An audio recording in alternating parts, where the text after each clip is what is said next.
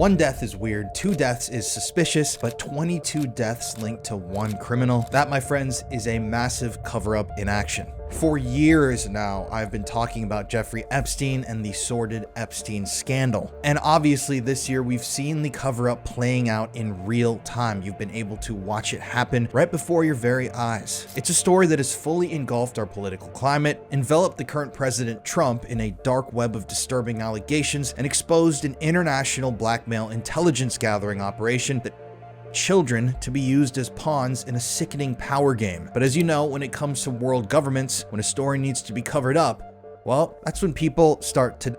As they say, a lot of people on this list earned the highest award, the most esteemed award when it comes to investigative journalism, a bullet.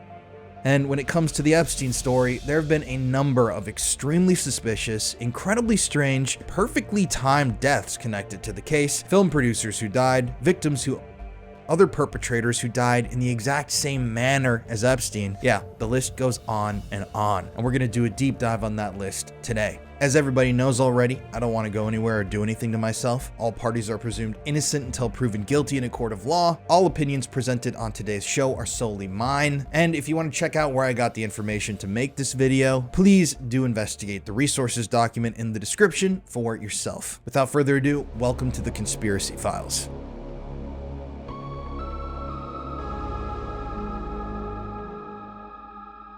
So everybody knows the Epstein stories, so for now we're gonna skip doing a deep dive on that, but as a quick recap, everybody knows Jeffrey Epstein is the man accused of minors to the world elite. Princes, CEOs, finance gurus, scientists, entertainment moguls. Epstein and Ghislaine Maxwell, his accomplice, their web of evil touched every single industry. And as we all know, Epstein ostensibly self-deleted in 2019. Now, we all know that he was killed. Some people even theorize that he's still alive. I mean, I don't know, I'm kind of on the fence. I haven't done enough deep diving into that specific topic, but since everybody already knows the details of Epstein's death itself, you know, the details, cameras turned off, guards that were asleep, lots of suspicious pieces of evidence, things that were missing, people that didn't do the jobs they needed to do, including more recent evidence like that video that the Justice Department, the FBI, I can't remember who, released a few months ago that was edited. They said this is the uncut, unedited video of Epstein's cell block the night that he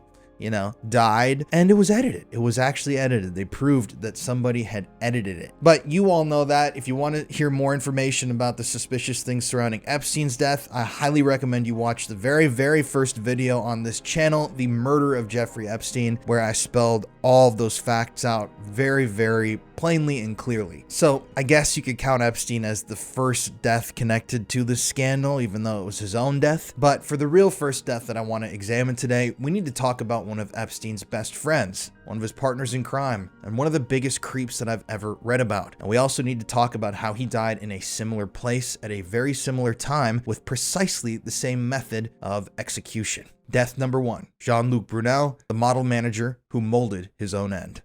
Jean-Luc Brunel is an infamous name in the worlds of modeling and fashion, not only due to his disgusting personal actions and crimes against children, but also, of course, due to his close connection and proximity to Jeffrey Epstein. Jean-Luc Brunel's life slithered through the gutters of France directly into the glitzy veins of high fashion like a viper in velvet. Born in 1946 in Paris to a family of restaurateurs, Jean-Luc, at a young age, catapulted from amateur photographer to kingpin of the modeling world after founding the infamous MC2 modeling agency in 1988, a modeling agency that would go on to provide models across the world for fashion and runway work, and would also provide underage models to darker individuals, if you want to phrase it like that. Jean-Luc Brunel frequently spent his time scouting waifish teens on the streets of Europe and funneling them straight into the maw of New York's cutthroat fashion runway scene with a predatory eye that seemed to prioritize vulnerability over vitality. In other words, Jean-Luc Brunel, under the auspices of recruiting for his modeling agency, was in actuality searching for his next potential victim. In his earlier days working in the fashion industry, Jean-Luc photographed models for magazine covers, and his work was even featured on the front of publications like Elle and Vogue. However, even back then, as far back as the 1970s, Jean-Luc was already infamous within the industry for holding auditions that devolved into sessions in his apartment. Word spread throughout the industry pretty quickly that Jean-Luc was a predatory creep, which earned him rebukes from peers like John Casablancas, yet his Rolodex of famous names and clients, like Ralph Lauren and elite model management, served to shield him from controversy. And every time that it seemed like Jean-Luc was about to get into trouble for messing around with kids, something would happen. Evidence or victims would disappear, stories would stop spreading, victims were scared into silence. And this allowed Jean-Luc to enjoy a career that spanned decades. A career that consisted of exploiting teenage girls' dreams of working in the fashion world for their flesh. From an objective perspective, Jean-Luc's personal saga was one of unchecked hedonism, debauchery, and of course,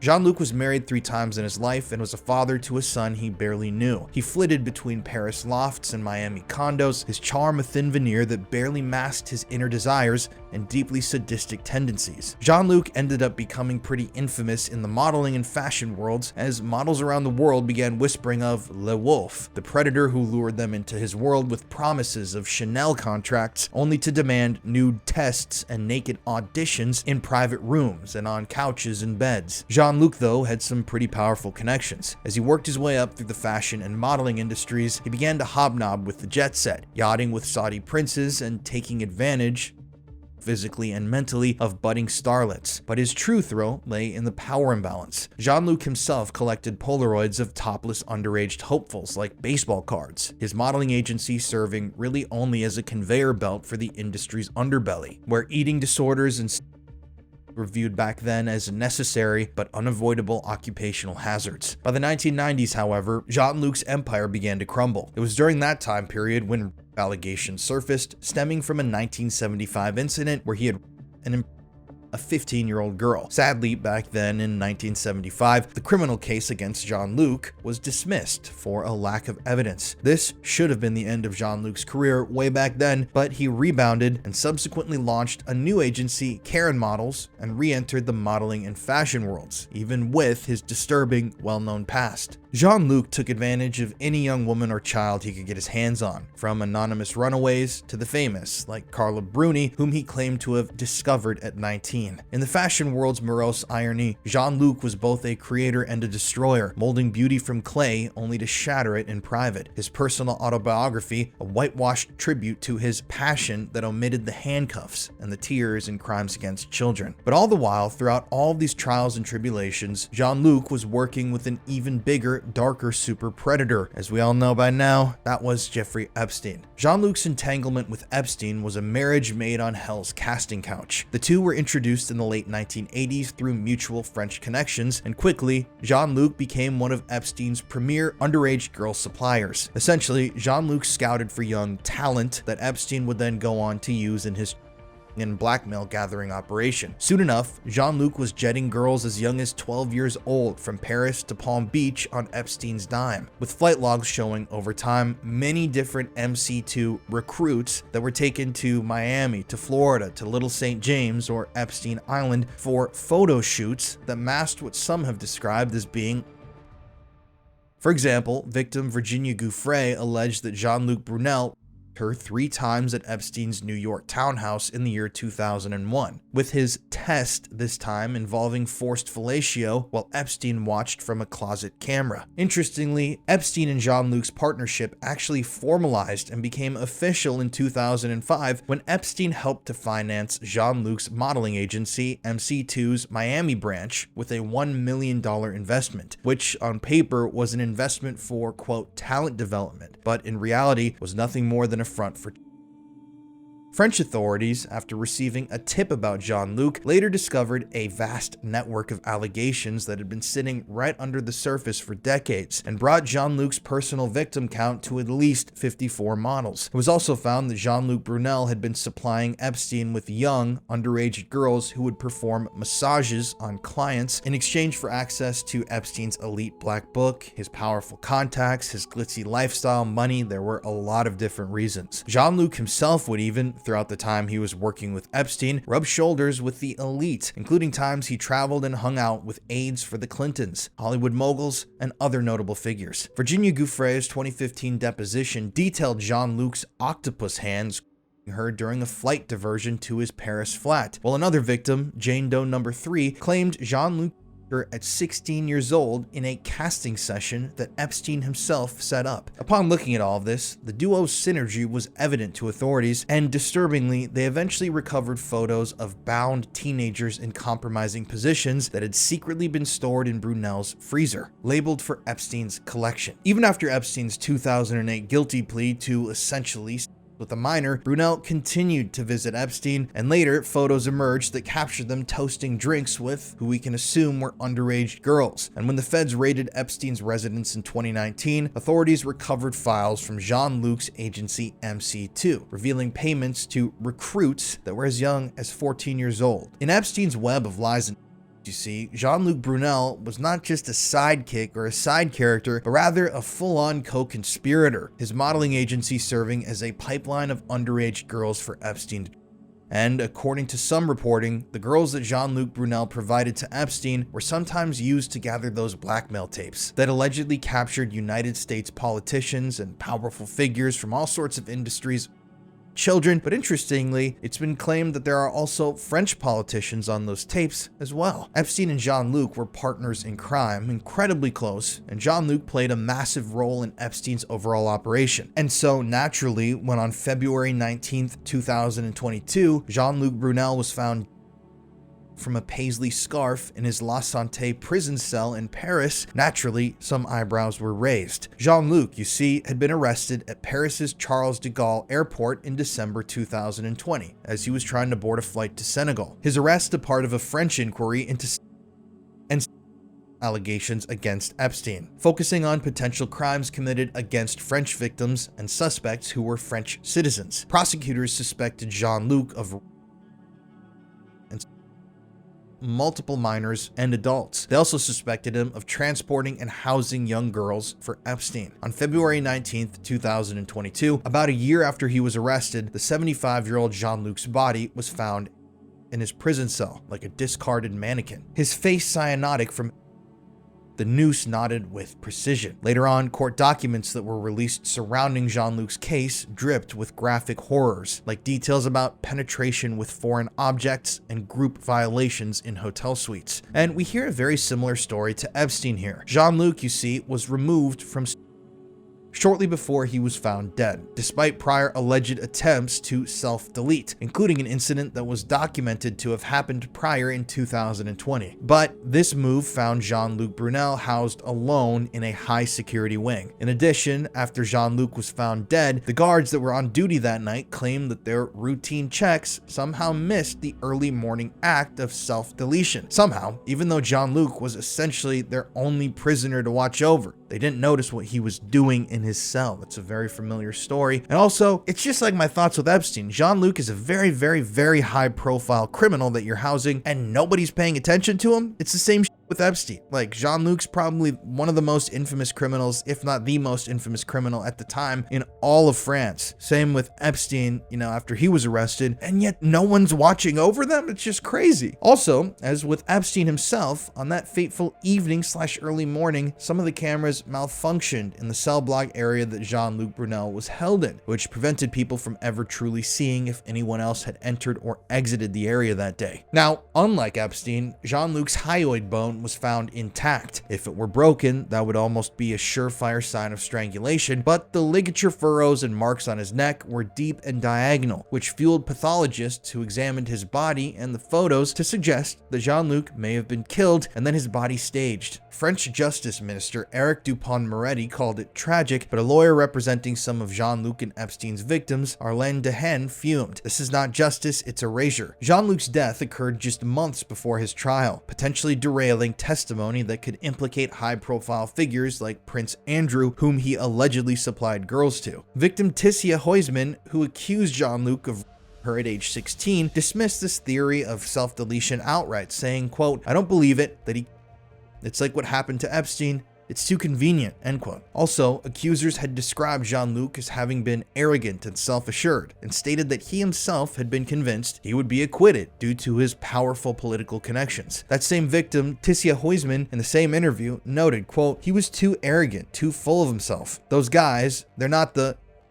type, and questioned why someone so defiant would suddenly choose to end it all. Also, unlike in other high-security prisons, while there were some cameras throughout the facility, the La Santé prison, where Jean-Luc was held, lacked video cameras in inmates' cells, which left prosecutors and the public with no footage to verify that he had actually done what they said he did. French authorities immediately declared Jean-Luc's death a self-deletion within a few hours, based on a hasty autopsy and a lack of any visible signs of struggle. Critics, though, including former UK prosecutor Nazir Afzal, tweeted out, quote, "No cameras, no witnesses," ruled immediately. "I'm no conspiracy theorist, but this stinks." Interestingly, even Ghislaine Maxwell's own brother Ian raised some concern here, telling media outlets at the time, quote, "Another death by in a high-security prison. My reaction is one of total shock and bewilderment." End quote. And he even said that the family now feared for Ghislaine's safety, implying broader threats to those within Epstein's universe. Dutch model Valerie van der Waal, another accuser of Jean-Luc's, told NOS, a foreign news agency, in February of 2022, "It feels like justice is being blocked again. He knew too much." Obviously, the timing of Jean-Luc's death right before his trial, where he was obviously going to most likely expose some things about the Epstein operation and potentially throw out some powerful names. I mean, Jean-Luc knew the inner workings of the Epstein thing. Like, he was there with Epstein, he was supplying the victims, he was an integral part of at least some of these operations, so he knew a lot. And it's very convenient that before he could really tell people what he knew, he's gone forever. But we have to move on. So far we've got the death of Epstein himself, the death of Jean-Luc, but then there's death number 3, Virginia Giuffre, the survivor. Virginia Giuffre's existence was a harrowing odyssey from innocence shattered to fierce reckoning. Born Virginia Roberts in 1983 in Sacramento, Virginia's childhood was unraveled by parental divorce and at age 7 by a family friend, which landed her in foster care by 13, where she battled bulimia and at age 14, Virginia began living on the streets and eventually became the victim of another named Ron Eppinger in Miami, Florida. Virginia lived with Ron for about 6 months, but eventually he too was caught, arrested, charged. We're going to talk about Ron in a little bit, but just know that she was his victim and then she was able to break free. As she was already in Florida though, Virginia then decided to find a new place to work, this time choosing to be a spa attendant at Trump's Mar-a-Lago resort, where at the time Virginia's father worked as a maintenance manager. It was here, while working at Mar-a-Lago, that Virginia was approached by none other than Ghislaine Maxwell, Epstein's partner in crime, who spotted her from a distance and lured her into a sort of mentorship that morphed into a full-on role in Epstein's child harem. From 2000 to 2002, Virginia was by Epstein to a number of high-profile individuals, and she was by a number of recognizable people. She also saw a lot of things that she shouldn't have seen and became privy to the inner workings of Epstein's disturbing operation. And that's because for a while, Virginia too was working not only for Epstein, but she was also working with Epstein and Maxwell, recruiting other girls into the ring. And that's all before obviously she got out of it herself. Now, Virginia later on ended up becoming one of the most prominent voices against Epstein years later, and her allegations were some of the first that really caught the attention of the media and helped break the Epstein story worldwide. Virginia would eventually try to make a life of her own, away from the predators that haunted her adolescence, and eventually gave birth to 3 children. Later on, she moved out of America to Perth, Australia, and there she helped to found an organization called Victims Refuse Silence, an organization dedicated to helping survivors escape their and also dedicated to sharing the stories of survivors. Virginia's advocacy rebirthed her and turned her into a fiery phoenix, born from the ashes of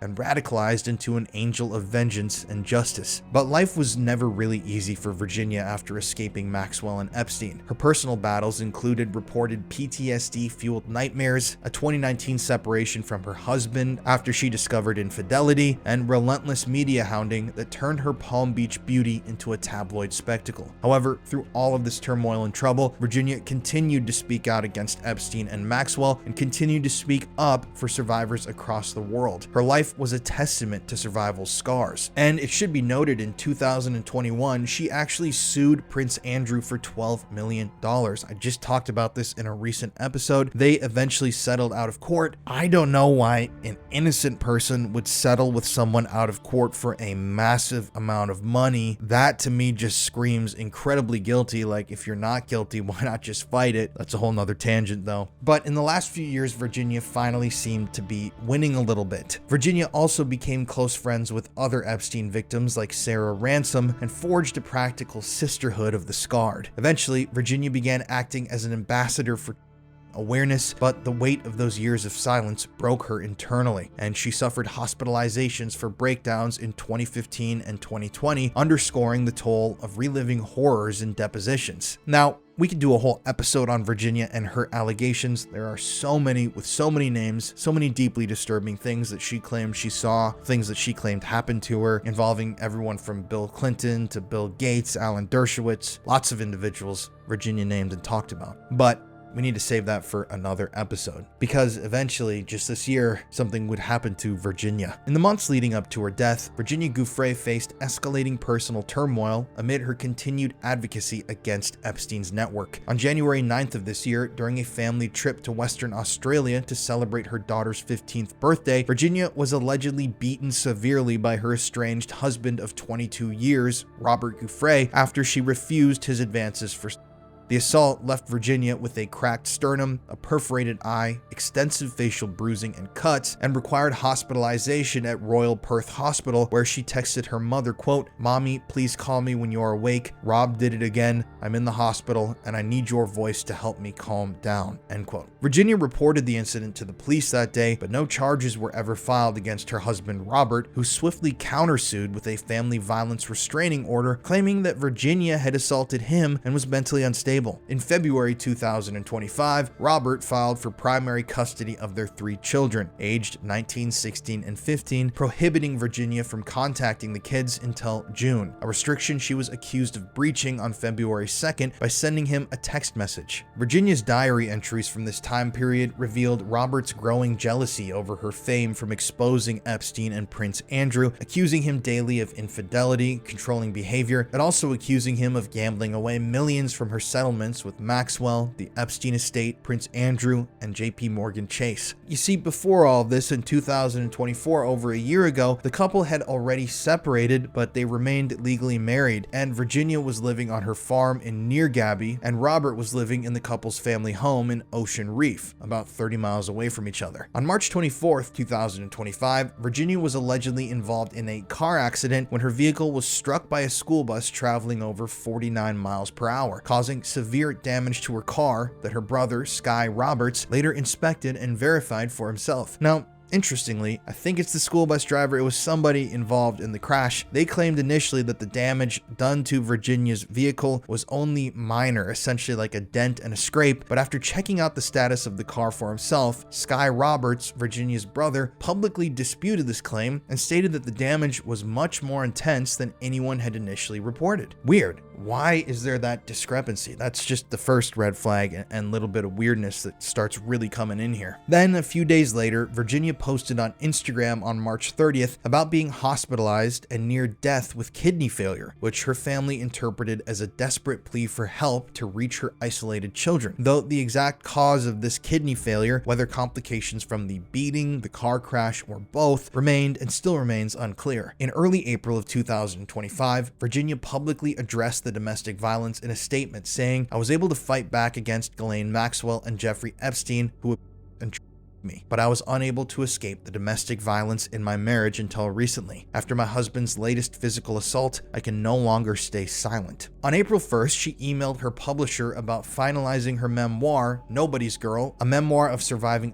and fighting for justice despite her deteriorating health. Her journal had captured profound despair over her separation from her children, as she wrote to them in the journal, "Every day that I don't see your faces has a little less light. The world is dimmer without you in it," underscoring how her advocacy clashed with her own battles at home. As her sister-in-law Amanda Roberts noted, she, quote, "had become a spokesperson against, but she wasn't able to do that battle and the one at home at the same time," end quote. However, On April 25, 2005, Virginia Giuffre was found dead when her brother Sky Roberts discovered her unresponsive at her farm in Neergaby, Western Australia, where she had lived for several years after relocating from the United States. Her brother, Sky, who had been checking in on Virginia amidst her recent health struggles, immediately attempted to resuscitate her using CPR before emergency medical services arrived, but unfortunately, Virginia was pronounced dead at the scene. Australian authorities and her family quickly ruled the death a self-deletion with no foul play suspected, though specific details, like the method of Virginia's death, were never publicly disclosed by officials. Virginia, aged 41, had been living in isolation on the rural property, separated from her kids due to that ongoing custody restriction imposed in February, which her family described as exacerbating her emotional pain. Following the discovery, her body was released to Robert Giuffre, her husband, who organized a small private cremation ceremony shortly afterwards, to which her siblings and extended family were not invited, further straining relations. The family issued a public statement that evening via email confirming the self-deletion and honoring her as a fierce warrior against, while emphasizing her lifelong fight for justice despite the personal toll it took on her. Her longtime representative and lawyer, Sigrid McCauley, addressed the news somberly, noting Virginia's recent completion of her memoir just a few weeks prior, which is now actually going to be released on October 21st of this year as a testament to her voice. However, the rapid confirmation of Virginia's death of having been a self-deletion by authorities without an autopsy summary or formal investigation left immediate gaps in transparency as her family continued to grieve privately. You see, several suspicious elements swirl around the death of Virginia Giuffre, which have fueled public skepticism due to her pivotal role in the Epstein scandal. For example, her father, Sky Roberts, not her brother. Sky Roberts is her brother, and there's also a Sky Roberts who is her father. Her father publicly disputed the official ruling in public interviews, insisting inconsistencies in the timeline and circumstances pointed to possible foul play. Online discussions have speculated that Virginia may have been killed to keep her quiet about her knowledge of Epstein's elite network, or have even theorized that she may have been placed in witness protection with a faked death, drawing direct parallels to the death of Epstein himself. And now, this is spooky. A chilling tweet from 2019 also resurfaced after Virginia's death, in which she wrote, quote, "I am making it publicly known that in no way, shape, or form am I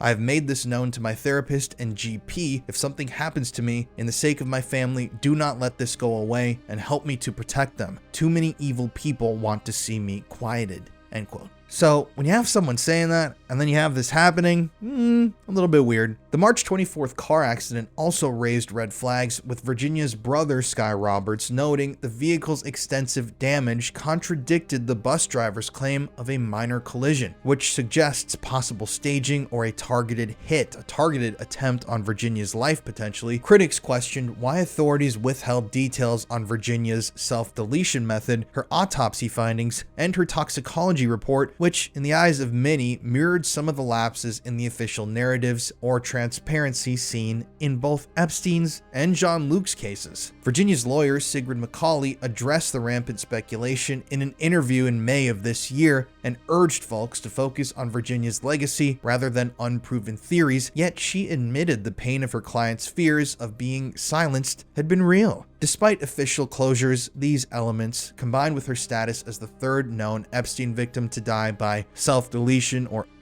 have made people obviously distrust the official narrative here. I mean, lots of survivors have said, "I am afraid of being silenced." Virginia said she would never do this. All of a sudden, all this stuff happens. I remember when this was happening, and it was really, really bizarre seeing the sequence of events play out in real time. And you have to remember here too. So we've had a pretty eventful year with Epstein, obviously. So you got Trump coming into office. Obviously, there's tons of Epstein talk. Pam Bondi's saying, "Oh, we're going to release the files, and I've got them on my desk, and there's all this and this." And they invite those smarmy influencers out to the White House or wherever the hell they were with those stupid ass binders that say whatever, the Epstein Files, Volume 1, which is the dumbest shit I've ever seen in my life. I'm sorry to be vulgar, but it's so stupid because those documents Most of them were already out there publicly, except when they were given to these influencers by Pam Bondi, they had been redacted. But the unredacted versions of these documents were already widely available to anybody who wanted to access them online. So she was giving them less information than you could find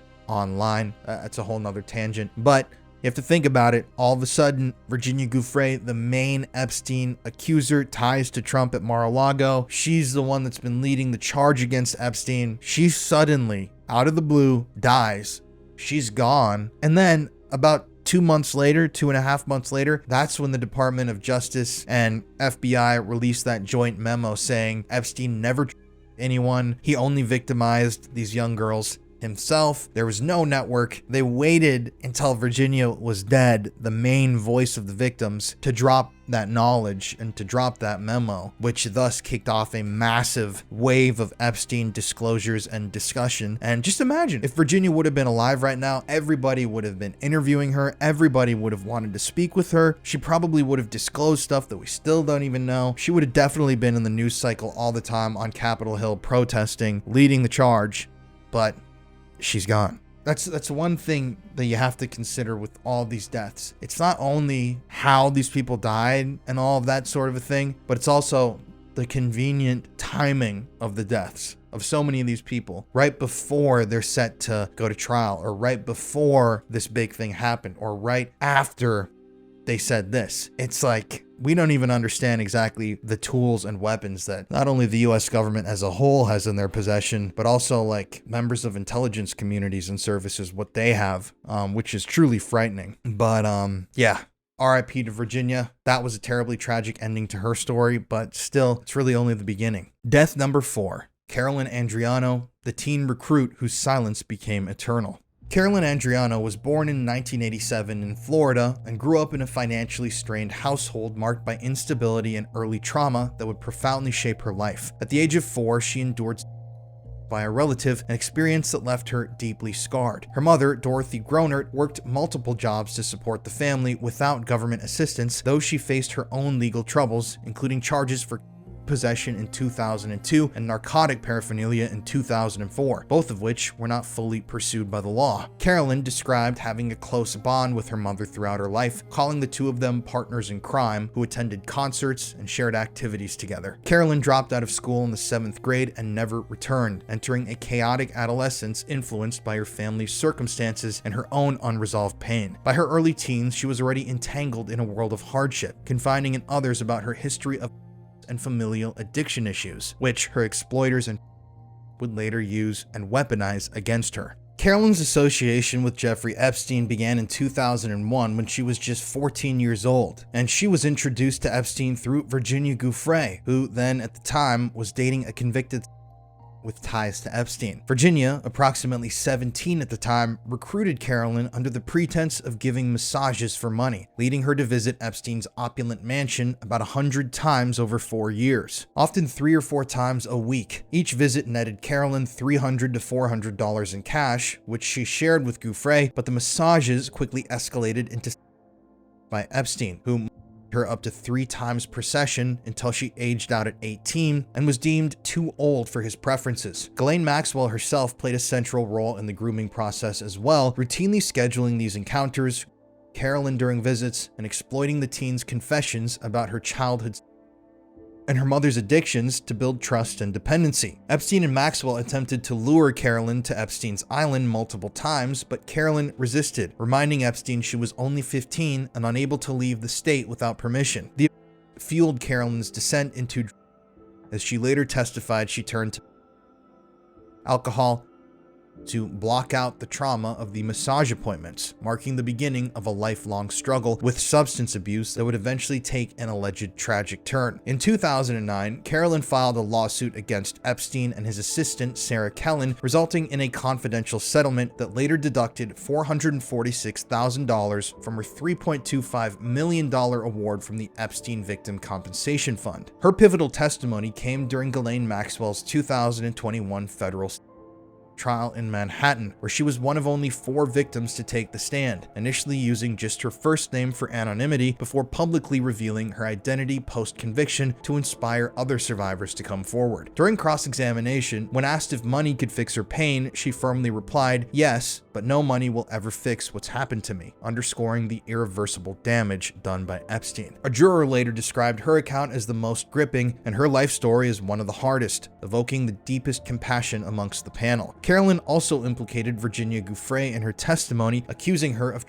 her into Epstein's world, and she also credited her husband, John, with spending 12 years helping her regain self-love. Carolyn, as she grew older, had 2 children in a previous relationship before meeting her husband, John Pitts Jr., with whom she would have 3 more children, forming a blended family of 5 that she fiercely protected. In adulthood, Carolyn worked to rebuild her life, purchasing a $570,000 home in Wellington, Florida in the spring before Ghislaine Maxwell's trial, only to sell it in April 2023 and buy a $265,000 property in North Carolina in May, signaling a hope for a fresh start. Throughout her later years, she managed multiple medications, including for addiction recovery, an antidepressant, Xanax for anxiety, and a prescription for schizophrenia, while also expressing fears that her children could be kidnapped due to her Epstein connections. But unfortunately, Carolyn's life would eventually come to a sudden and tragic end. Carolyn Andriano's death unfolded on May 23, 2023, when her husband, John, discovered her unresponsive and naked in their bed at the DoubleTree by Hilton Hotel in West Palm Beach, Florida, at around 7:45 a.m. On that day, John reported that Carolyn had been vomiting the previous night and appeared ill upon waking, which had prompted him to perform CPR until paramedics arrived, but unfortunately, she was pronounced dead at the scene. The couple had been temporarily residing in the hotel after selling their Wellington, Florida home and had recently returned from North Carolina, where they purchased that $265,000 property. Police investigators in the hotel room found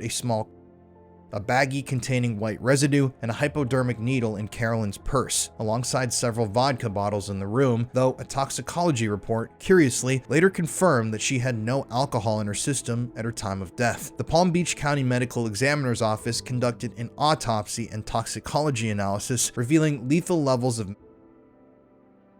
in her bloodstream, and ruled Carolyn's death an accidental on the spot. West Palm Beach police spokesperson Mike Jackals announced that the investigation was closed shortly afterwards, with no signs of foul play detected. At the time of her passing, Carolyn was 36 years old and left behind her 5 children, her husband, her mother, and approximately $183,000 in a savings account, with pending settlement payments coming in from JP Morgan and Deutsche Bank. Now, medical toxicology expert Lewis Nelson, reviewing the final report, noted that the appeared to be a recent addition to her usual regimen, which created a deadly respiratory depressing combination with the alprazolam that likely caused her rapid death. Pitts' sister, Serena Pitts, later emphasized the family's grief and tried to focus on the children's care, requesting privacy from the public amongst the tragedy. However, several suspicious elements have cast a shadow over the official ruling of Carolyn's death, prompting her family to demand further scrutiny and fueling online speculation. For example, her mother, Dorothy Gronert, vehemently contested the accidental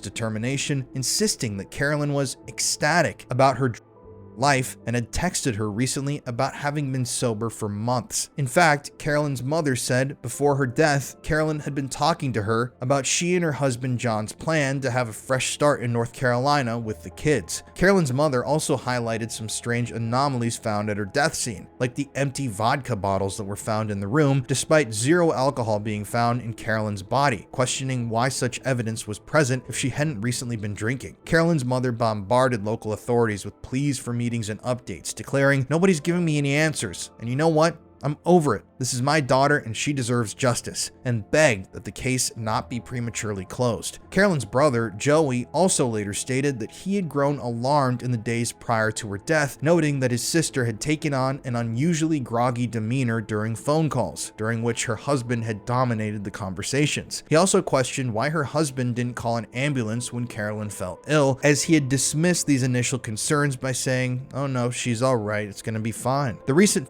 use, as posited by expert Lewis Nelson, also suggested an uncharacteristic deviation from Carolyn's stable routine, which only served to raise doubts about how such a potent killer substance had entered Carolyn's system amidst her reported recovery. In June 2024, following the unsealing of over 150 Epstein-related names in court documents, Carolyn's mother publicly reiterated her grief, stating that the destroyed my life, and implied with her statement that she herself was continuing to receive some sort of veiled threats from the larger Epstein network. While not directly alleging that her daughter was murdered, Carolyn's mother's pleas echoed the many Epstein death conspiracies, and theorists note that Carolyn was the second Palm Beach County Epstein survivor to die from an after Lee Skye Patrick in 2017, whose twin sister blamed Epstein explicitly. Death number 5. Lee Skye Patrick, the forgotten accuser's fatal fall. Lee Skye Patrick was born in 1988 in Lake Worth, Florida, into a working-class family, where she grew up alongside her identical twin sister, Selby Patrick. As a teenager, she attended Wellington Christian School, from which she graduated, but she was known amongst friends and family as a wild child who began drinking alcohol underage, often making impulsive decisions influenced by peer pressure and adolescent rebellion. Her family described Lee as having had a close-knit sibling bond with her sister Selby, who later became a bank supervisor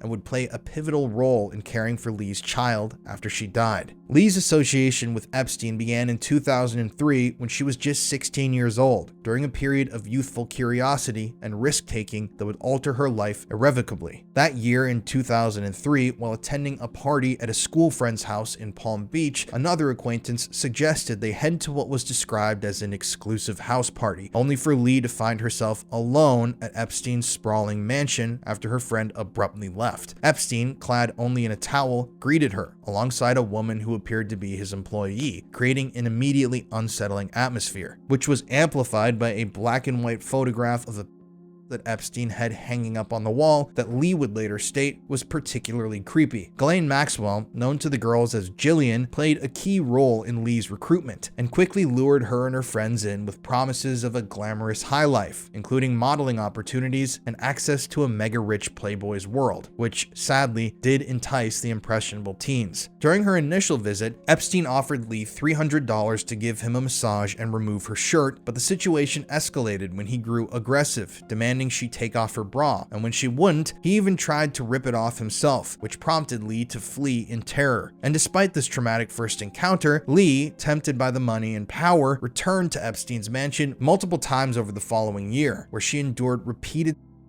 by Epstein, who exploited her vulnerability and the financial incentives to ensure that she stayed silent. Lee would end up visiting the Palm Beach residence many times, each instance deepening the psychological scars that her family later linked directly to the onset of her addictions. Years later, in a confidential settlement, Lee and a friend who had also been received $50,000 each from Epstein, a sum that, rather than providing relief, fueled Lee's downward spiral into as it enabled her access to alcohol and drugs.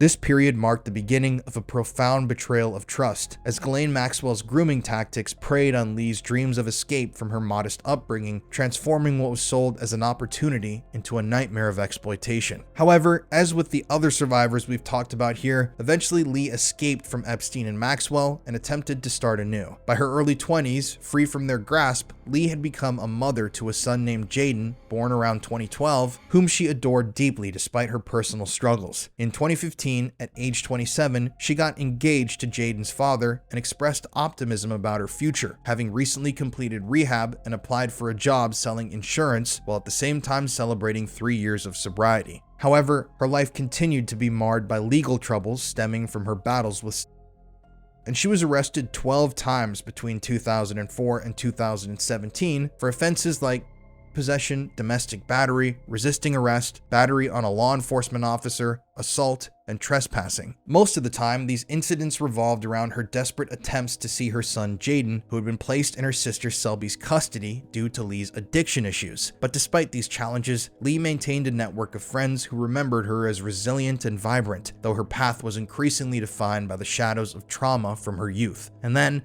she was found dead. The circumstances of Lee Sky Patrick's death were discovered on May 30th, 2017, when cleaning staff at the Treetops Motel in West Palm Beach, Florida, forced entry into her room after receiving no response from the occupant. Inside of the dark motel room, the hotel staff found Lee's nude body lying eerily still, partially covered by a sheet on a twin bed. And at 29 years old, just weeks shy of 30, she was deceased. After the authorities were called and examinations were performed, it was noted that Lee's body was covered in bruises, abrasions, open wounds, and sores at the time of her death, suggesting recent physical distress, beating, or conflict, or even neglect in the days leading up to her death. The Palm Beach County Sheriff's Office investigation revealed that a man who had rented the room for her had picked Lee up earlier that evening while she appeared beaten and under the influence of and had brought her back to the motel, where he then witnessed her.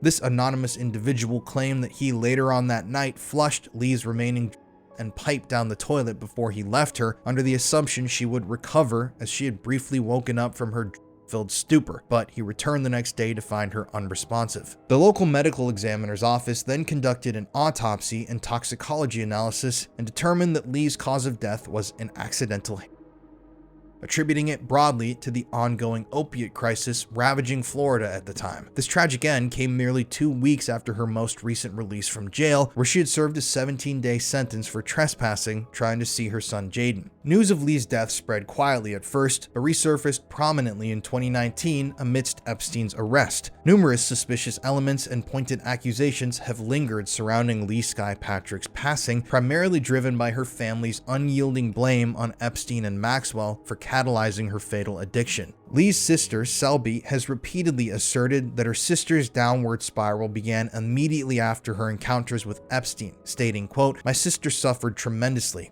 and it started with Epstein. Something happened in her when she met him that got her out of control," end quote. Selby has also emphasized that the $50,000 settlement awarded to Sky in the wake of her by Epstein and Maxwell, quote, provided Sky with cash for drink and then, end quote, likening it to Epstein handing her a death sentence. Selby also stated, quote, "It was Ghislaine who recruited Sky's friends into his world, and then demanded that all those who helped Epstein should be locked up and the key thrown away," end quote. Now, the visible bruises, abrasions, open wounds, and sores on Lee's body at the time of her death raised immediate concerns about unreported violence in her final days, especially given the specific motel she was at's transient nature and the unnamed man's account of finding her already beaten and in a bad way before the fatal raised eyebrows. Who is this guy? I couldn't find any information about this guy, just reports about this guy trying to help her out or finding her. And it's so weird. She's covered in bruises and sores, like she's been badly beaten up or something's happened to her, but nobody knows what happened to her. And obviously, in the wake of Epstein's 2019 death, Lee's case was brought up again, claiming that her demise was just a part of a trail of death potentially orchestrated by those complicit alongside Epstein to silence witnesses, though no concrete evidence of foul play has ever emerged. Death number 6,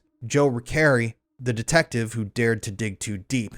Joseph Recarey was born in 1967 and began his law enforcement career with the Palm Beach Police Department in 1995, quickly establishing himself as a dedicated officer who advanced to detective in 2001. Throughout his tenure, Joe was known amongst colleagues for his thorough investigative skills and passion for protecting vulnerable individuals, particularly in cases involving child exploitation. By the time of his retirement in 2013, Joe had become a respected figure in local policing, though details of his post-retirement years remain private. However, as with all of these other victims and deaths, Joe was tied to Epstein in a very significant way. His most significant association with the scandal came in 2005, when Joe was assigned to lead the Palm Beach Police Department's investigation into allegations of at Epstein's mansion, following a mother's tip about her stepdaughter's involvement. Over the course of the investigation, Joe interviewed more than 30 underage victims, meticulously documenting Epstein's scheme of recruiting girls as young as 14 for massages, and he amassed evidence supporting over 40 criminal counts against Epstein. His relentless efforts culminated in Epstein's 2006 arrest, but Joe expressed frustration when state prosecutors, influenced by Epstein's elite connections, secured that lenient non-prosecution agreement that allowed Epstein to serve just 13 months in a work release program. In grand jury testimony unsealed in 2024, Joe detailed how Epstein's assistants, including Ghislaine Maxwell, helped to facilitate the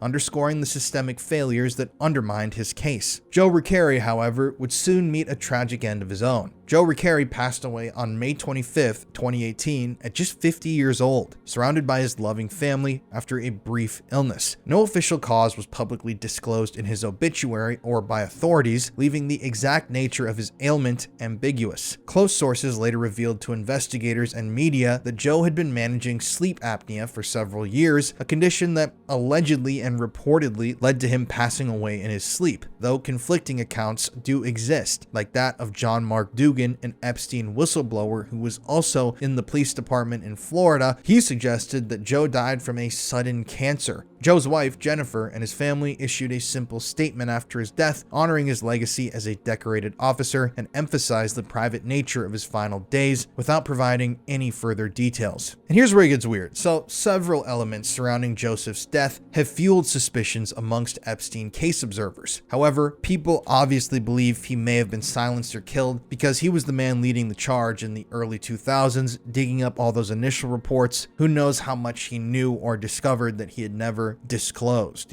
fully in the midst of those initial investigations. The official description of a brief illness without any specifics has struck many as being opaque, especially contrasted with the transparency typically afforded to the passing of public servants. Epstein whistleblower John Mark Dugan, like I just said, amplified all these concerns about a mysterious death in interviews he gave in 2022, where he claimed that Joe died from a sudden cancer that was suspiciously timed amid renewed scrutiny of the 2006 plea deal, though he provided no concrete evidence to back up his claims. Joe has always been included in the lists of suspicious deaths. Now, you may be thinking, an unspecified illness? What's sketchy about that? We have no idea what the government can do, or what they can do to a person. Slowly poison someone over time, infiltrate the food supply, pump chemicals into the home. Who the hell knows? Now, one death in that way is weird, but he's not the only person who died in a way like that. Death number 7, Alfredo Rodriguez, the butler who stole secrets and paid the price. Alfredo Rodriguez was born in Bolivia and immigrated to the US, where he built a successful career as a house manager for affluent clients in South Florida. And as you probably can guess, Alfredo eventually ended up working for Jeffrey Epstein. Alfredo was described by his family as an honest, caring individual who served as a moral anchor for those around him, often prioritizing their well-being over his own. Prior to his involvement with Epstein, Alfredo managed estates for other wealthy individuals, honing skills in discretion and efficiency that made him a very trusted employee in elite circles. His professional reputation was one of reliability, and he had no prior criminal record or indications of personal turmoil until the events surrounding Epstein unfolded. You see, while he worked for Epstein, Alfredo worked and lived at Epstein's Palm Beach estate, immersing himself in Epstein's opulent yet secretive world. Family members emphasized that Alfredo's life had been exemplary up to that point, marked by a dedication to his loved ones and a strong work ethic. However, something would quickly change in Alfredo. And all this really started around 2004 when he was hired as the house manager or butler for Epstein's sprawling Palm Beach estate, a role that placed him at the epicenter of Epstein's illicit activities. Working this job, Alfredo's duties included cleaning Epstein's bedroom after massages that involved underage girls, where he routinely disposed of and cleaned up that were left behind, and observed teenagers lounging by the pool. He witnessed Epstein viewing images of minors on home computers and even engaging in contact with them, details he later documented in a personal journal that he himself called the Holy Grail or Golden Nugget. This journal chronicled the full scope of Epstein's exploitation and included lists of victims and high-profile contacts such as Bill Clinton, Donald Trump, Mick Jagger, Barbara Walters, Henry Kissinger, and even members of the Kennedy family. Alfredo also maintained a copy of Epstein's infamous Black Book, which contained phone numbers for dozens of young women allegedly by Epstein and his associates. In January 2007, during the FBI's grand jury investigation into Epstein, Alfredo was interviewed but failed to disclose the existence of these materials despite being asked to produce any relevant evidence. By July and August of 2009, fearing for his safety, Alfredo contacted an attorney representing Epstein's victims and attempted to sell the Black Book and journal to them for $50,000. Viewing them as an insurance policy against Epstein's threats, this is according to Alfredo, Alfredo, Epstein told him that he would make him disappear. Alfredo's widow later revealed that he knew intimate details about figures like Prince Andrew, whom Epstein allegedly supplied with teenage girls, though he never made any of these admissions or knowledge public. Epstein's 2006 conviction, resulting in that lenient 13-month sentence, occurred smack dab in the middle of Alfredo's tenure working for Epstein, exposing the systemic leniency that frustrated his efforts to fully cooperate. However, Alfredo Rodriguez died on December 28, 2014, after succumbing to quick-acting mesothelioma at his home in Miami, Florida, after a grueling 6-month battle with the aggressive cancer. His widow, Patricia Dunn, confirmed his cause of death to DailyMail.com, noting that the disease had progressed rapidly since his diagnosis earlier that year, leaving him frail and unable to share more of his accumulated knowledge. Alfredo himself had been released from federal prison just months prior, having served approximately 13 months of his 18-month sentence that he was eventually given for obstruction of justice in the Epstein case. And the mesothelioma, linked to asbestos exposure from unknown sources in his past, manifested with severe respiratory issues that confined Alfredo to home care in his final weeks. Family members provided him emotional support during this period, though his wife admitted that she was unaware of the full extent of Epstein's secrets that Alfredo carried with him. No autopsy details beyond the cancer diagnosis were ever publicly released, and the death certificate listed natural causes without any further elaboration. News of his passing emerged in early January 2015, coinciding with renewed media scrutiny over Epstein's network amid emerging allegations from Virginia Giuffre against Epstein and his associates like Prince Andrew. At the time, though, the whereabouts of Epstein's Black Book and Alfredo's journal remained unknown, with sources indicating that Epstein's legal team was deeply concerned about their potential resurfacing. Several suspicious elements have persistently shadowed the official account of Alfredo Rodriguez's death. For example, there's the rapid onset of his mesothelioma, diagnosed just 6 months before he died, which struck observers as obviously having been uncannily timed, occurring shortly after his prison release and just as Virginia Giuffre's civil lawsuit thrust Epstein's scandals back into the spotlight. Alfredo's possession of the Holy Grail journal and Epstein's Black Book, which detailed Epstein's of dozens of underage girls and his ties to elites like Prince Andrew and Jean-Luc Brunel, also had positioned Alfredo as a potential bombshell witness, whose death seemed to be incredibly fortuitous for the who had just been implicated. This is a guy that knew every secret of Epstein's. He had actually written down these secrets in his own personal journal. He had the Black Book. He saw Epstein with the girls. He cleaned up after Epstein. He was Epstein's manager, essentially. This guy would have been literally a holy grail witness. And then right before all this stuff came back and resurfaced in the media, he's suddenly gone. There's also the fact that before he was arrested, Alfredo stated that Epstein had told him he would make him disappear, and family and online forums questioned whether asbestos exposure could have been deliberately induced or accelerated through covert means. I mean, he had literally talked about essentially how he was threatened in the past, told by those in the Epstein network that he was going to disappear, and he essentially did at an extremely suspicious moment in time. The undisclosed location of the incriminating documents, like Epstein's Black Book or the Butler's Holy Grail, heightened the paranoia amongst Epstein's legal team after Alfredo died, and reportedly Epstein's lawyers were petrified about the contents that could possibly emerge that would derail ongoing cases against their client. While no forensic evidence of foul play has ever surfaced, the lack of transparency in Alfredo's medical records and the cancer's aggressive trajectory mirrored patterns in other Epstein-adjacent deaths. Obviously, as you know, we just talked about the guy who was the leading force in the initial Epstein investigation, and he died from the rapid onset of a,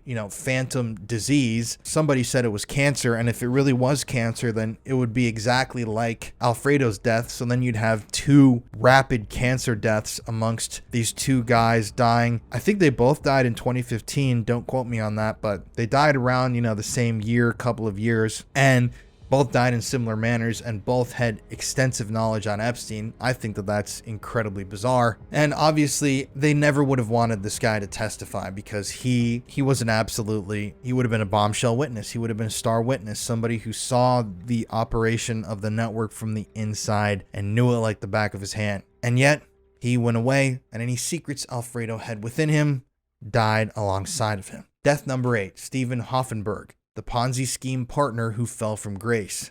Stephen Hoffenberg was born on January 12, 1945 in Brooklyn, New York to a Jewish family. A modest family that belied his later ambitions in finance. In 1971, he pleaded guilty to attempted second-degree larceny after trying to steal a diamond in New York, an early brush with the law that he later admitted to during a civil trial as part of his involvement in theft. In the early 1970s, Hoffenberg founded Towers Financial Corporation as a legitimate debt collection agency, initially buying debts owed to hospitals, banks, and phone companies, and he then served as its CEO, president, and chairman. And that company quickly ballooned into one of the largest Ponzi schemes in U.S. history, defrauding investors of approximately $475 million between 1988 and 1993 by using new funds to pay earlier investors and to fuel Stephen's extravagant lifestyle. Purchases that Stephen made at the time using the dirty money included a mansion in Locust Valley, New York, luxury homes in Manhattan and Florida, multiple cars, private planes, and so much more. In February 93, amid the Ponzi scheme's eventual unraveling, Stephen Hoffenberg even briefly owned the New York Post, but his tenure only lasted until March, ending in chaos with mass layoffs, a staff walkout, and missed publication deadlines following the Security and Exchange Commission's civil action against him. Towers Financial filed for bankruptcy that same month, exposing the Ponzi scheme's full scope and leading to his guilty plea in April 1995. Stephen was sentenced to 20 years in federal prison in 1997 and was eventually released in October of 2013. After his release, Stephen sought to make amends with his victims, married someone named Maria Santiago, and tried to enjoy his life. Now that's the version of Stephen's life without Epstein, but when you get to his involvement with Epstein, well, that's where things get complicated. Stephen's association with Jeffrey Epstein began in 1987 when he met the then 34-year-old through British defense contractor Douglas Leese, who praised Epstein as a genius at selling securities despite lacking a moral compass. Impressed, Stephen hired Epstein as a paid consultant for Towers Financial from 1987 to 1993, compensating him with $25,000 monthly and providing a $2 million loan to him in 1988 that Epstein never repaid, allowing them to work in close collaboration. Stephen and Epstein traveled frequently on his private jet, shared offices in the opulent Villard houses on Madison Avenue, and pursued ambitious but failed takeover bids for companies like Pan Am and Emory Air Freight Corps, with Epstein earning over $1 million in fees during this period. Stephen Hoffenberg later claimed in court documents and interviews that Epstein himself was the architect of the scam, the Ponzi scheme with the Towers Financial Company, and he claimed that Epstein had been intimately involved in designing the Ponzi scheme's mechanics, even though Epstein himself departed Towers Financial just before it collapsed in 1993 and was never charged in connection with the fraud. And I think that's very interesting. Epstein helped build the scheme. He was the mastermind of this massive financial fraud. Then he left right before it collapses and he's never charged with the crime. Well, the guy who didn't even design half of the fraud is put into prison on a 20-year sentence. In an August 2018 lawsuit, former Towers investors alleged that the stolen $475 million had served as seed capital for Epstein's subsequent hedge fund, which they valued at $50 billion,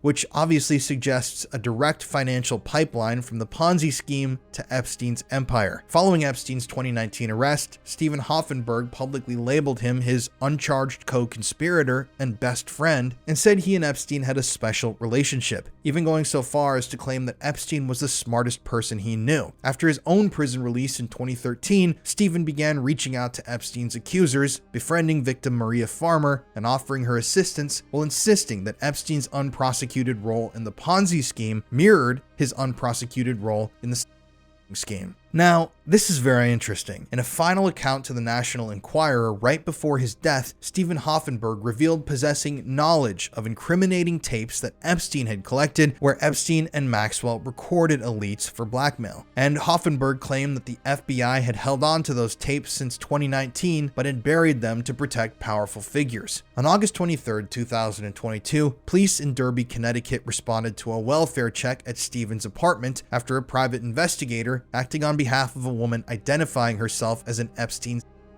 victim, reported no contact from Steve for 5 days. Upon entering his apartment, officers discovered Stephen's 77-year-old body in an advanced state of decomposition on the floor, and estimated that he had been dead for approximately 1 week, with the last known communication anyone had with him occurring around August 16th. Due to the body's condition, authorities initially could not positively identify Stephen, but eventually confirmed his identity through dental records. An autopsy performed revealed no evidence of trauma, and investigators noted no signs of a struggle, forced entry, or foul play at the scene, and suggested that Stephen had simply died alone in his modest one-bedroom apartment. The exact time of Stephen's death remained undetermined pending toxicology results, but officials attributed it to natural causes, consistent with Stephen's reported poor self-care, including irregular eating and health neglect, as described by his former friend Gary Bass, who hadn't spoken to him in months. Stephen, for years, had lived a reclusive life in Derby, Connecticut, far from his former Manhattan haunts, and his isolation likely contributed to the delay in discovery. Toxicology results, released later on, confirmed no illicit substances or external factors were present in Stephen's body at his time of death, and officials closed the official investigation without further inquiry. News of his death broke the same day, and people linked it immediately, obviously, to Epstein's network. Now,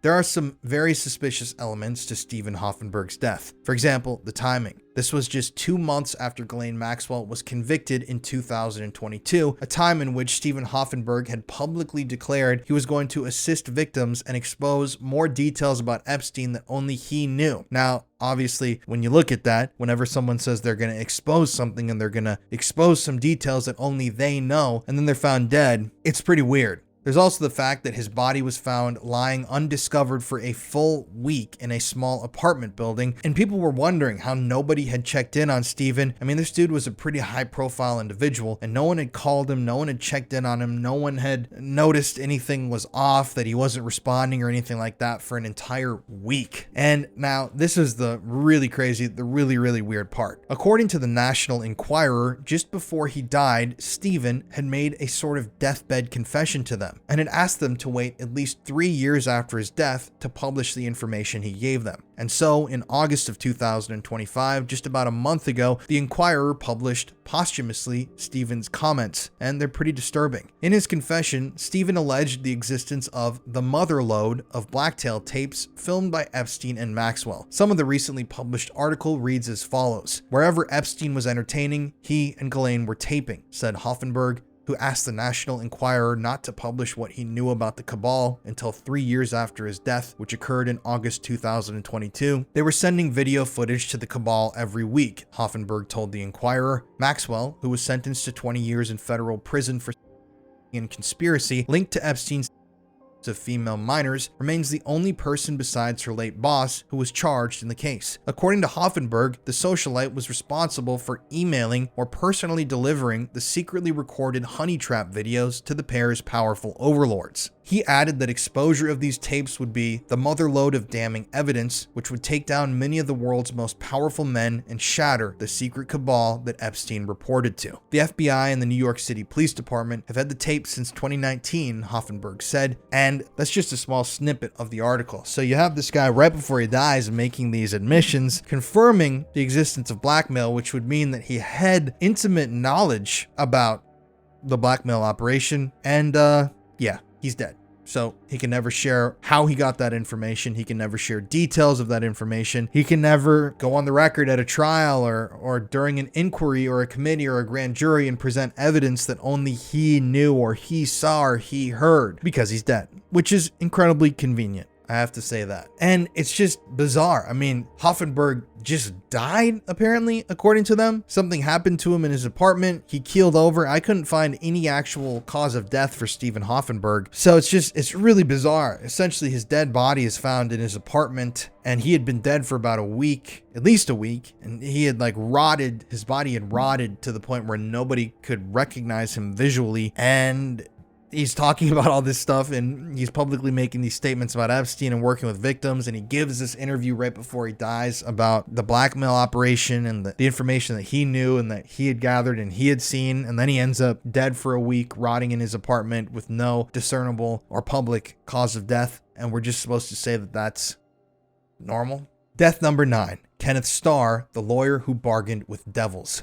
Kenneth Winston Starr was born on July 21st, 1946 in Texas to a middle-class family. Kenneth had a pretty impressive career in the law area. He worked for a Supreme Court justice from 1975 to 1977. He was a counselor to Attorney General William French Smith. He had lots of connections to obviously the high-profile political elite. He was even appointed U.S. Solicitor General by President George H.W. Bush in 1989 and argued over 25 cases before the Supreme Court, defending key administration policies with rhetorical precision. Now, Starr left the government in 1993 and entered private practice at a place called Kirkland & Ellis, but his career peaked as independent counsel investigating the Whitewater scandal from 1994, which I've talked about in the Clinton List video, expanding into the Monica Lewinsky affair, and he even authored the 1998 Starr report that led to President Bill Clinton's impeachment. And so you got a guy here that's tangled up with the Clintons, tangled up with the bureaucracy, tangled up with the presidency and the White House, but he's also deeply tangled with Epstein. Kenneth Starr's association with Epstein emerged in 2007 when the lawyer was hired to represent Jeffrey Epstein amidst the mounting federal investigation into what he had done to teenage girls in Palm Beach, Florida. As Epstein's defense lawyer, Kenneth Starr orchestrated a scorched earth strategy detailed in Julie K. Brown's 2021 book, Perversion of Justice, which involved aggressive tactics taken against victims, witnesses, and even Palm Beach police detective Joe Riccari, who we talked about already, whom Kenneth Starr sought to discredit through subpoenas and character attacks. He also collaborated closely with U.S. Attorney Alexander Acosta and Epstein's other lawyers, including Alan Dershowitz and Roy Black, to negotiate that non-prosecution agreement that we've talked about endlessly in videos before this. So Kenneth Starr was basically pressuring officials to downgrade or drop charges. He was aggressively defending Jeffrey Epstein. He was harassing victims, character assassinating people. This dude was not a good dude. He was literally defending the devil. And in 2019, after Epstein was rearrested, Kenneth Starr defended his role in interviews with the media, framing that plea deal as a pragmatic resolution given the evidence they had at the time, though victims' advocates roasted him for prioritizing elite protection over accountability. Now, Kenneth Starr has been absolutely intertwined with Epstein's legal affairs, or he had been for years. He was involved in Giuffre versus Maxwell. He was involved in Epstein's legal case in Florida. He was super tied in. But he died on September 13th, 2022, after succumbing to complications from an elective surgery at Baylor St. Luke's Medical Center in Houston, Texas. His family issued a statement confirming the cause, noting that Kenneth Starr had undergone the procedure amid an undisclosed chronic illness. Kenneth Starr had been living here in Houston, where I live, for years, and his death was incredibly bizarre. No autopsy was ever mentioned in any reports, and the death certificate attributed his death to surgical aftermath. After Kenneth died, there were tons of tributes that came in, including tributes from former President George W. Bush, which praised Kenneth Starr's unwavering commitment to the rule of law. Now, while the official narrative attributes his death to routine surgical complications, several elements have aligned with other conspiracies surrounding the Epstein list. For example, some people have claimed that the Clintons orchestrated his death as revenge for Clinton's impeachment. Others have said that maybe Kenneth knew too much, and this, remember, he died in 2022 amidst the ongoing Ghislaine Maxwell unfolding criminal case against her, so he once again would have possessed intimate knowledge surrounding Epstein, and he died. And at the time, people all over were talking about Kenneth Starr's involvement with Epstein in securing that non-prosecution agreement, in defending the devil, all the secrets that he probably knew from Epstein, the cold hard facts of the case that he was privy to. I mean, this guy could have even been involved in the blackmail operation from the beginning, really, because he had such a powerful role in the United States government. I mean, it's just weird. A surgical complication at the time of Ghislaine Maxwell's trial and sentencing for... Once again, this is another guy who died who can no longer talk about what he knows. Not saying that I believe he ever would have talked, but, you know, people obviously think that it's pretty strange. Death number 10, Roy Black, the defender who played the devil's game.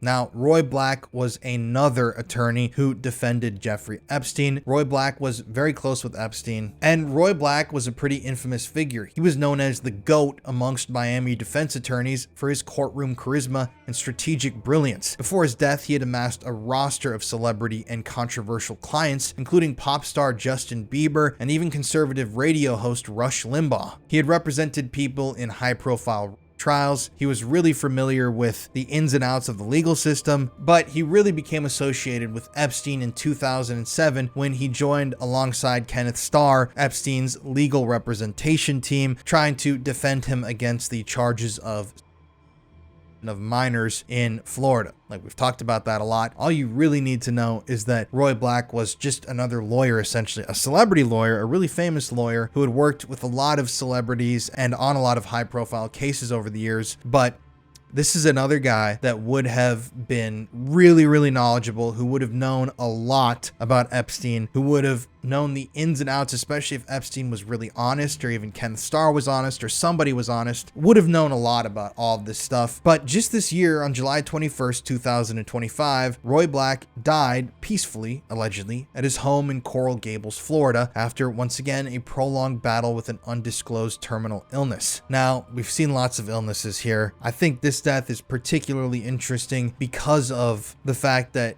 in July, that memo from the DOJ and FBI had recently been released, and there was tons of renewed scrutiny about Epstein in the media. And so, I don't know, maybe people started freaking out, people behind the scenes pulling the strings, thinking, you know, this guy heard something during the trial, this guy knew some things during the trial, and we need to help expedite his departure from Earth before there's any sort of grand jury or committee or investigation done by the government into Epstein, because obviously there were a lot of people talking about this and a lot of people were pissed off and wanted an honest investigation. And people obviously have added Roy Black to the trail of death associated with Epstein, even though once again it's a non-suspicious death technically. This is a lawyer who represented Epstein on his biggest case, the non-prosecution agreement case. There's also the fact that he died from an undisclosed condition, like some others on this list, a condition that was described vaguely as serious or terminal.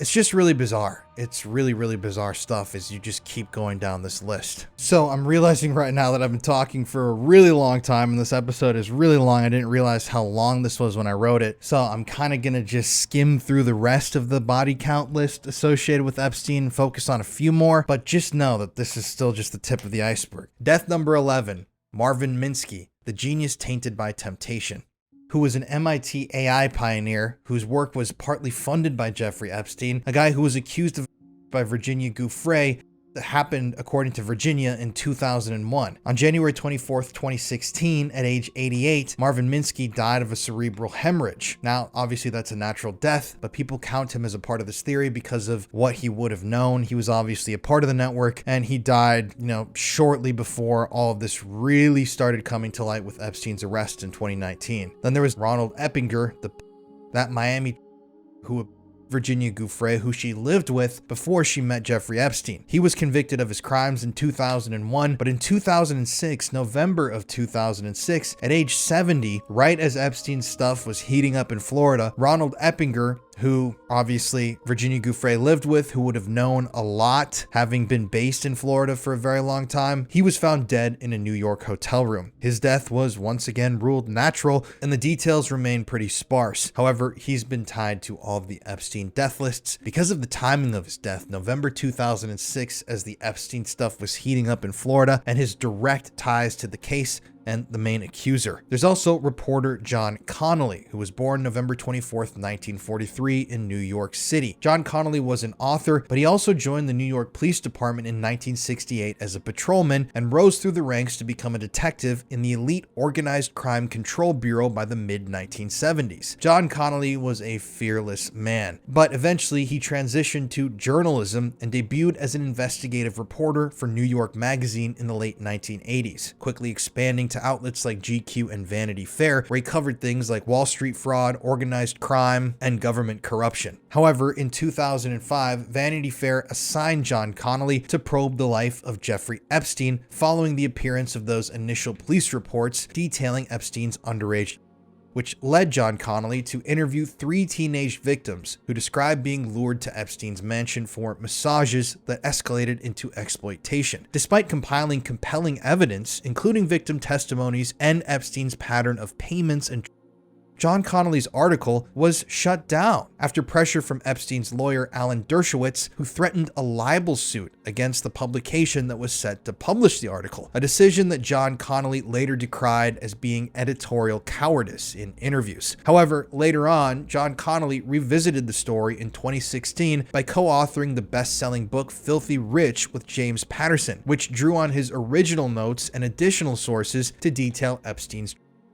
which became the foundational text for documentaries like Netflix's Jeffrey Epstein Filthy Rich. However, John Connolly, at 78 years old, died at his home in New York City following a brief but unspecified illness that had confined him to bed in his final days. And he died on January 15th, 2022, once again as everything with Ghislaine Maxwell and her trial was really heating up and people were talking about Epstein non-stop. Now, friends and family said that John had been in declining health for weeks, with people noting he had a raspy voice and was fatigued during holiday calls, but they said he remained mentally sharp and even joked about unfinished mafia exposés until the end. No autopsy was ever publicly discussed, and the New York City Medical Examiner's Office classified John's death as natural without any further investigation. Obviously, when somebody who has extensively covered Epstein for years and was on the case and then had his article shut down years before all of this really came forward, and then he dies in the midst of Ghislaine Maxwell stuff, which is everywhere in the media, people are going to draw connections here. And once again, we see another brief illness, which is never specified. Was it cancer? Was it some sort of infection? Was it something else? Nobody knows. So many of these people die in this story and in this chain of this trail of bodies from these quick, unspecified illnesses, but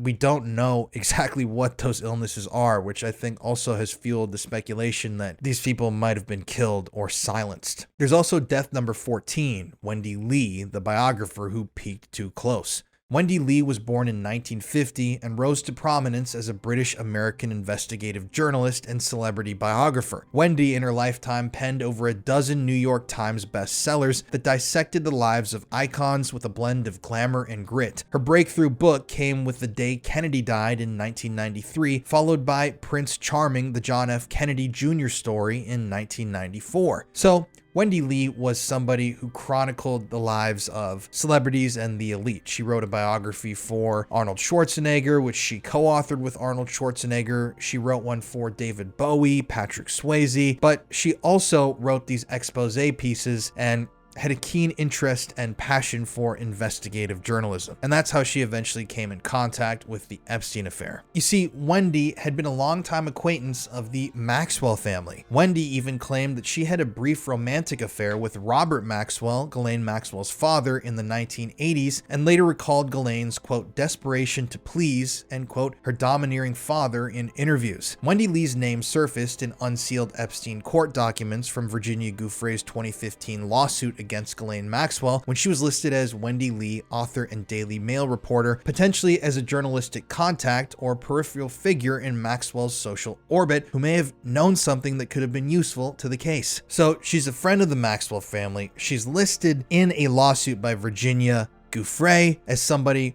who probably knows something, and I'm assuming she did know something. I've seen people state online that she was possibly working on a biography of Epstein or Ghislaine Maxwell or Robert Maxwell at the time of her death, but I couldn't find any confirmation of that. But on the morning of May 29th, 2016, Wendy Lee's body was discovered on the pavement below her 4th floor balcony at her Chelsea apartment overlooking the River Thames in London, after she had approximately 40 feet to her death. At 65 years old, Wendy had been living in the same building as her mother, Marion, whose death in December 2015 at age 88 had plunged her into a profound grief. Just 2 weeks before she was found dead, Wendy had listed her sexy, stylish 2-bedroom flat, that's a quote from her, at £1.25 million, telling people online that she wanted a fresh start amidst emotional turmoil. Though, interestingly, her friends and family noted that before she was found dead, she had been upbeat. She had a cheerful, happy demeanor, and they just couldn't imagine that she would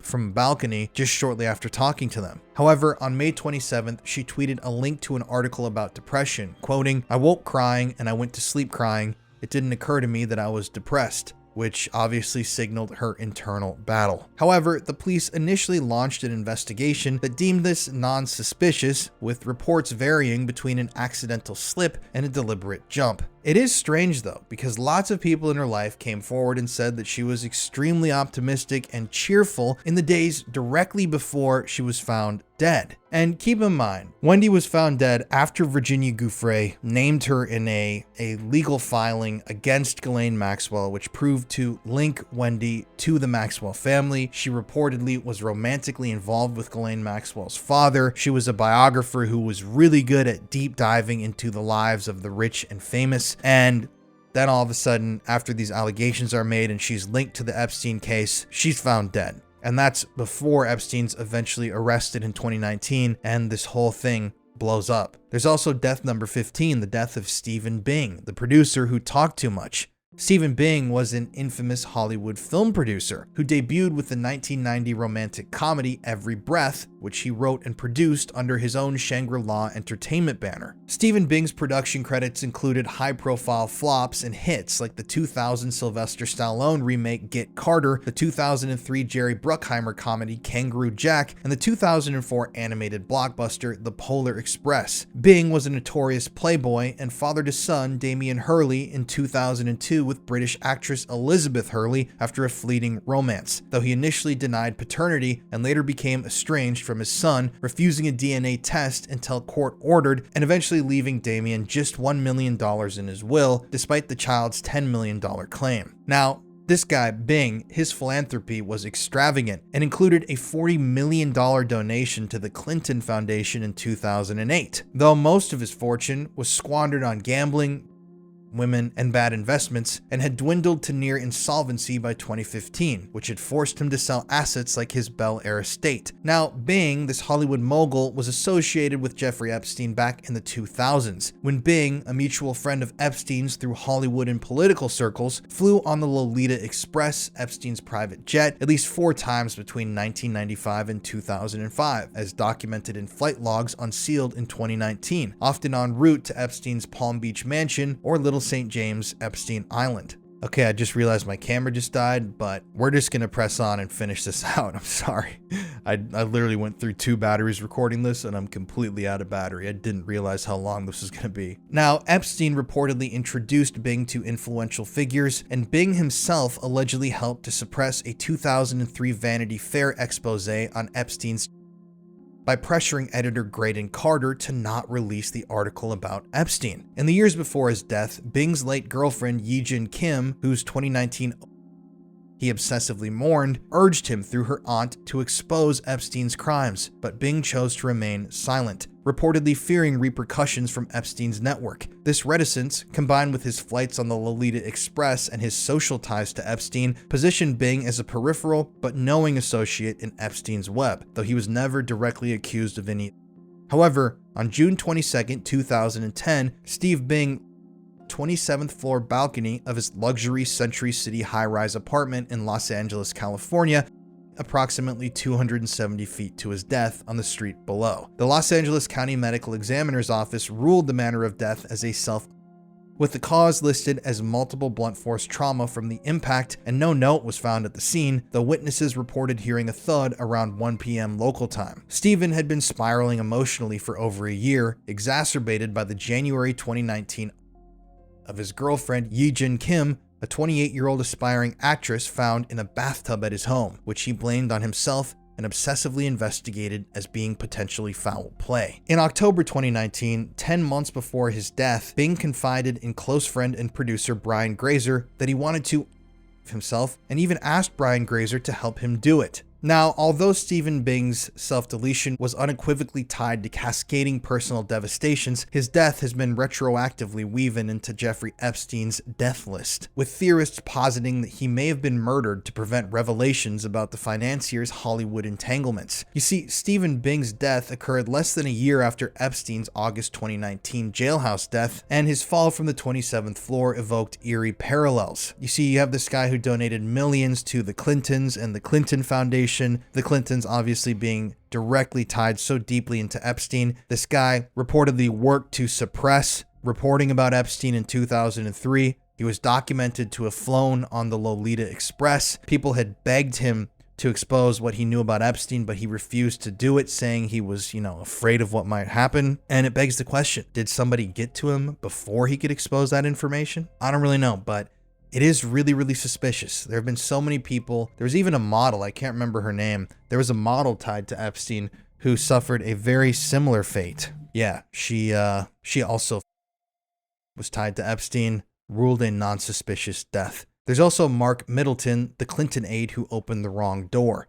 Now, Mark Middleton was a person who was powerful in the Clinton administration. He joined in 1993 as a special assistant in the White House and rose to the role of special advisor, where he facilitated high-level meetings and access for donors and influencers. His association with Epstein began in the 90s when Middleton, leveraging his position, authorized at least 7 of Epstein's 17 documented White House visits between 1993 and 1995, and Mark Middleton himself often signed Jeffrey Epstein into the White House personally for his meetings with Bill Clinton and other officials. Flight logs revealed that Mark Middleton had traveled on Epstein's private jet at least once, which further intertwined their professional and social circles amidst Epstein's emerging reputation as a donor to Democratic causes. After leaving the White House in 95, Middleton founded Aetna Consulting, a lobbying firm that represented foreign entities, including the Kingdom of Saudi Arabia and Kazakhstani interests, amassing wealth through international deals while maintaining ties to Clinton World alumni. However, on May 7, 2022, 59-year-old Mark Middleton was discovered deceased at the Heifer Ranch, a nonprofit cattle farm in Perryville, Arkansas, approximately 50 miles from his Little Rock, Arkansas home, by a property employee around midday. Mark Middleton was found by an extension cord in an apparent with a shotgun wound to his chest from a 12-gauge firearm discovered nearby on the ground, and no signs of struggle or third-party involvement evident at the scene. The Perry County Sheriff's Office responded immediately and secured the remote wooded area where Middleton had no prior connection to the ranch, and the Arkansas State Crime Lab conducted an autopsy that allegedly confirmed the cause of death as a self-deletion by combining and shotgun blast. He also had no illicit substances or alcohol in his system at his time of death. And I mean, this is pretty bizarre. So this guy is closely intertwined with Epstein, signed him into the White House to meet the Clintons, flew on the Lolita Express, was a good friend of Epstein's, obviously very close with the Clintons, and then he ends up from a tree after from the chest on a farm that he has no connection to, completely randomly at the height of the Ghislaine Maxwell hysteria amidst her trial and sentencing, when everybody is asking questions about Epstein, and the Epstein scandal could at that point really go in any direction and start calling any witnesses they want. Obviously, there is, I don't even really need to say much about this and how suspicious it is. I mean, Mark Middleton was in Epstein's black book. There were people talking publicly in the news at the time of the Clinton-Epstein ties. They were talking about Mark Middleton's role in Jeffrey Epstein's White House access, and Mark Middleton's family quickly petitioned the government to seal all visual evidence related to their loved one's death, which just a month later was granted without opposition. And obviously, people have said that that was like a cover-up in action. There's also the death of Efren Stone Reyes, Epstein's cellmate. Efren was Epstein's Metropolitan Correctional Center cellmate in 2019 after his arrest, and he was transferred out of his cell one day before Epstein died. On November 27, 2020, at age 51, he was found dead at his mother's home in the Bronx, New York, and he allegedly died from COVID-19 complications. Obviously, this was suspicious. Then there was the death of Bill Richardson, the governor. Bill Richardson is the former New Mexico governor and UN ambassador who was accused by Virginia Giuffre of at Zorro Ranch in New Mexico. On September 1st, 2023, age 75, he died of rapid bone cancer, once again at home. Now, this was officially a natural death, but he died just before documents were unsealed, and obviously this raised a lot of questions. Then there was the death of Peter Smith, the operative. Peter Smith was a Republican donor who hunted down Clinton's emails, and on May 14th, 2017, at age 81, he was found in a Minnesota hotel room with a over his head and a helium tank next to him. He left a note by himself, and this is just crazy, that said "no foul play," and this was ruled by authorities as a self-deletion. Peter Smith at the time was found with a fake ID, and the timing of his death amidst a rapidly unfolding probe into Russian connections to the White House raised suspicion. Then there's death of James McDougal. James McDougal was Bill and Hillary Clinton's whitewater partner. That's the whole thing we talk about in the Clinton body count episode, who was jailed eventually in Texas. On March 8th, 1998, at age 57, James collapsed in solitary confinement after refusing a drug test. He died of a heart attack 10 days before he was set to be paroled, while he was at the time cooperating with future Epstein attorney Kenneth Starr. Obviously, people claim that he knew too much and the heart attack was facilitated. There's also Vince Foster, the counsel. Vince Foster was a Clinton friend and a deputy White House counsel, and on July 20th, 1993, at age 48, he was found dead in Fort Marcy Park with a revolver, and his death was ruled a self-deletion, even though I could do a whole episode about Vince Foster's death and the fact that he was not shot like they claimed he was, and all these suspicious things around him. Obviously, Vince Foster was tied to the Clintons, and obviously the Clintons, especially at that time in the early to mid 90s, was tied directly into Epstein. So people have claimed that he was silenced before he could ever even start talking in the first place. Maybe I'll do a whole episode about Vince Foster later. There's so many weird connections with that one. And there are so many deaths here. I still have more I want to talk about, but this episode is way too long. Finally, there's Thomas Bowers, who died at 55 years old. He was a head of the Deutsche Bank Wealth Management Division, and Thomas Bowers and the division that he managed moved money frequently for Epstein. And Thomas Bowers, who managed a ton of Epstein's finances and had connections to that dark side of the Epstein operation, he was also found inside of his California home in November 2019, just a few months after Epstein's death. Now, I could talk about this all day. I feel like I've been talking about this all day. This is such a long episode.